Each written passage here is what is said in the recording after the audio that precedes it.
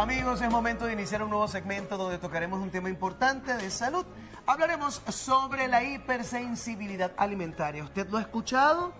Bueno, sí. Quédese con nosotros para esclarecer sobre este tema. Claro, y para conversar justamente nos acompaña el médico internista, inmunólogo clínico y alergólogo Robin Tarazona, a quien le damos la bienvenida. Además de que me gusta que estés con nosotros porque es presidente de la Sociedad de Alergias, Asma e Inmunología y también presidente de Microbiota, ¿no? La Sociedad de Microbiota. De la Sociedad de Microbiota. Bienvenido a Portadas al Día. Qué placer tenerlo acá. Agradecido a ustedes por la invitación y sobre todo con un tema tan importante como son las hipersensibilidades alimentarias, que para conceptualizar no es más que la reacción exagerada que presenta el sistema inmunológico del individuo ante diferentes alimentos que podemos consumir en la vida diaria y que produce síntomas como picor en piel, picor bucal, enrojecimiento, ronchitas o babones que producen picor también en toda la piel y puede tener también síntomas digestivos como dispepsia, cólico, reflujo, dolor abdominal y que bueno,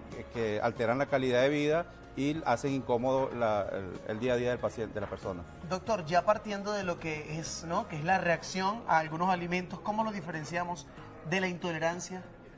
Sí, la pregunta es bien interesante porque existen las reacciones adversas a alimentos y dentro de las reacciones adversas a alimentos están las sensibilidades alimenticias y las intolerancias alimentarias. Y dentro de la sensibilidad alimenticia está, por ejemplo, la reacción al gluten o la enfermedad celíaca, que es una sensibilidad dependiente de una célula inmunológica que se llama linfocito, que es una enfermedad que puede empeorarse y puede convertirse en una enfermedad autoinmune. Y están las típicas hipersensibilidades alimentarias que me preguntaste recientemente, que son reacciones netamente alérgicas mediadas por un anticuerpo relacionado con la respuesta inflamatoria alérgica, que es la inmunoglobulina E.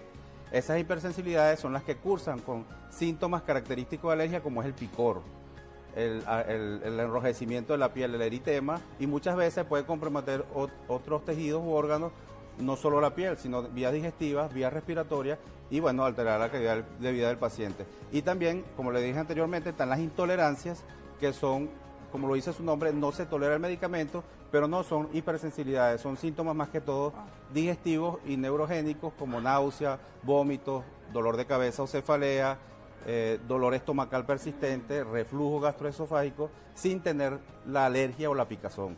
Entonces son esos dos grandes grupos de reacciones adversas a alimentos y no solo, y otra cosa importante, que no es solo alimentos.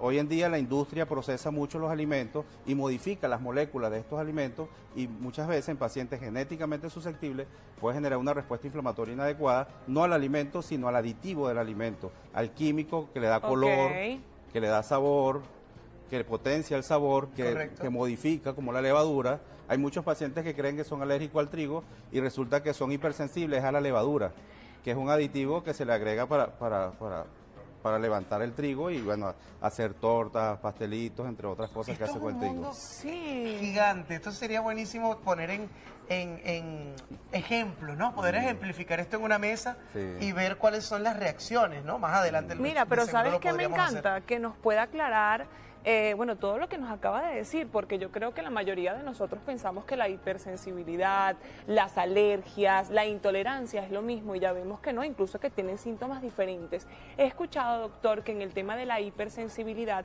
por ejemplo, si usted come un alimento, pasan 3 días, incluso es ahí donde usted ve la hipersensibilidad. ¿Cuántos días, cuántas horas debe pasar para uno saber soy hipersensible a este alimento? No sucede en el momento. Es muy específico. Hay ambas cosas. Están las hipersensibilidades inmediatas, que en menos de 2 horas, a veces inclusive en 15, 20 minutos de haber consumido el alimento, tienes la respuesta inflamatoria aguda. Esas son un poquito peligrosas porque en algunos alimentos puede generar anafilaxis, como es el caso del maní, como es el caso de los crustáceos, el camarón, el cangrejo, la langosta, etcétera.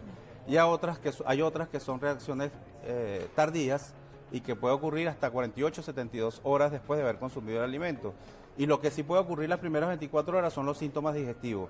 Porque esto es importante entenderlo. La primera reacción inflamatoria de alimentos ocurre en la mucosa intestinal.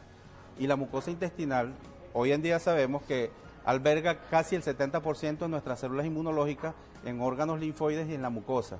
Por eso es que de un tiempo para acá hay un auge muy positivo en investigar qué pasa en el intestino, no solo en enfermedades alérgicas, sino en enfermedades inflamatorias de bajo y alto grado. Inclusive en enfermedades inflamatorias cerebrales se ha descubierto que las toxinas se producen en el intestino por esa inflamación crónica. Entonces, en el caso de las hipersensibilidades tardías, esa inflamación crónica se mantiene en el intestino y después es que hace la proyección para vías respiratorias y para piel. Mira, sabes que te hablaba de que me encantaría, no sé si, estoy seguro que quizá en otro programa se podría hacer, ¿no? Ejemplificarlo para uno verlo, ¿no? Para que la gente pueda entender cuáles son esos alimentos que nos podrían llevar a una hipersensibilidad o los que son más comunes. Pero si los vamos a ejemplificar ahora, y me podría mencionar algunos que pueden diagnosticar, pues pueden hablarnos un poco de esta, sí, de esta hipersensibilidad. Y eso depende mucho de la dieta de cada población.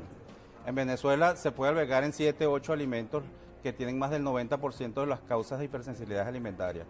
Entre ellos, por supuesto, está la leche, el trigo, el maíz, los frutos secos, el maní, que ya lo nombré, los crustáceos, como el camarón, cangrejo, los moluscos, la soya, entre otros alimentos de uso diario. Y fíjate que varios de ellos se usan a muy temprana edad y por eso es que los niños son el grupo etario más grande que presenta hipersensibilidad alimentaria, sobre todo con el trigo, la leche y la soya, que es de uso muy frecuente. Y yo quería, y disculpa, no, Isabela, porque es que frente a esta problemática, porque lo es, ¿cuál sería la solución? Porque si son los niños, el grupo más grande, ¿no?, que presenta, por ejemplo, intolerancia a la lactosa, que lo hemos escuchado, hay muchos niños que son intolerantes a la lactosa.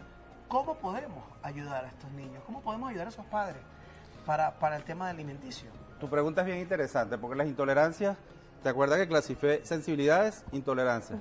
Las intolerancias mayormente son por déficit enzimático. Y hay un porcentaje bien alto de déficit enzimático en la población venezolana, entre el 15 al 20%. Tú dirás que, bueno, es un porcentaje bajo, pero contando toda la población, los más de 30 millones de venezolanos, es un índice bastante alto en comparación con la población mundial. Entonces es un déficit de lactamasa y también pasa con los carbohidratos y déficit de sacaridasa, e inclusive eso en el intestino produce ese cuadro inflamatorio que te da mala calidad de vida y al niño le da esos cuadros de cólico del infante. ¿Qué hacer? Hay que individualizar a cada paciente porque gracias a Dios no toda la población es sensible. Primero hay que ver de dónde lo hereda, los factores genéticos de susceptibilidad y segundo, pues orientar la dieta a evitar el alergeno, dando menos alimento al cual es sensible y pudiendo dar alimentos que cumplan los requerimientos nutricionales, que no produzcan esas hipersensibilidades en el niño de acuerdo al desarrollo neonato, lactante o infante. Doctor, rápidamente, ¿qué tipos de pruebas se realizan para diagnosticar? Para el diagnóstico, las pruebas de hipersensibilidades, la prueba de la mano es la hipersensibilidad alimentaria, los precutáneos, que hacemos solo los médicos alergólogos, inmunólogos, donde es una prueba en vivo, donde se coloca un extracto del alergeno modificado en un laboratorio farmacéutico y genera una reacción local a nivel de la piel que nos da mucha información de la severidad, del pronóstico y de la intensidad de ese alergeno. Pero también hay pruebas en sangre que pueden solicitar cualquier otro tipo de médico, como son las inmunoglobulinas E específicas contra estos alergenos.